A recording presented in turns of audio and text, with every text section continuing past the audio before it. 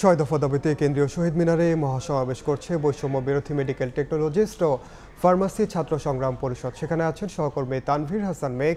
সরাসরি যাচ্ছি তার কাছে। তানভীর,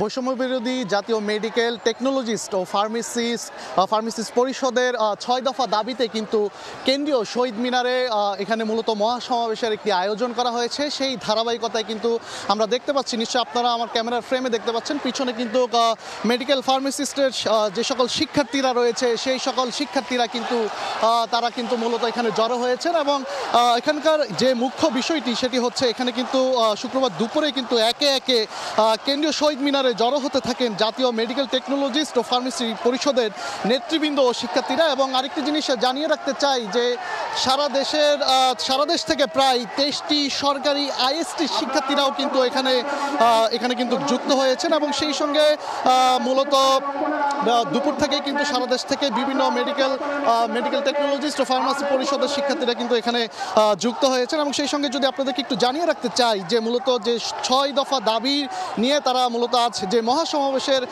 আয়োজন করেছে বৈষম্য বিরোধী মেডিকেল টেকনোলজিস্ট ও ফার্মেসি ছাত্র সংগ্রামী পরিষদ, তার মধ্যে অন্যতম যে 6 দফা দাবি রয়েছে তার মধ্যে স্বতন্ত্র পরিদপ্তর গঠন করতে হবে এবং ডিপ্লোমা ডিগ্রিধারীদের 10ম গ্রেড 2য় শ্রেণী পদমর্যাদা প্রদান করে দ্রুত নিয়োগের ব্যবস্থা করতে হবে এবং গ্র্যাজুয়েটদের 9ম গ্রেডের পদসৃষ্টি ও স্ট্যান্ডার্ড সেট আপে অন্তর্ভুক্তি করতে হবে। এবং সেই সঙ্গে মেডিকেল টেকনোলজিস কাউন্সিল গঠন ও প্রাইভেট সার্ভিস নীতিমালা প্রণয়ন করতে হবে।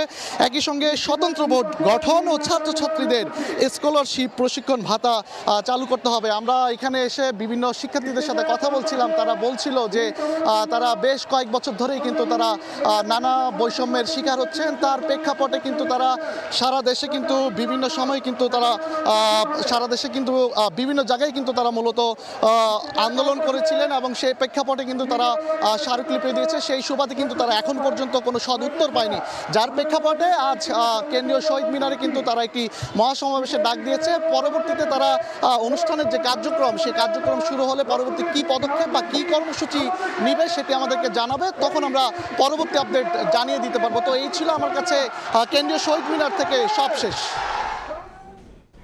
সরাসরি যুক্ত ছিলাম কেন্দ্রীয় শহীদ মিনারে।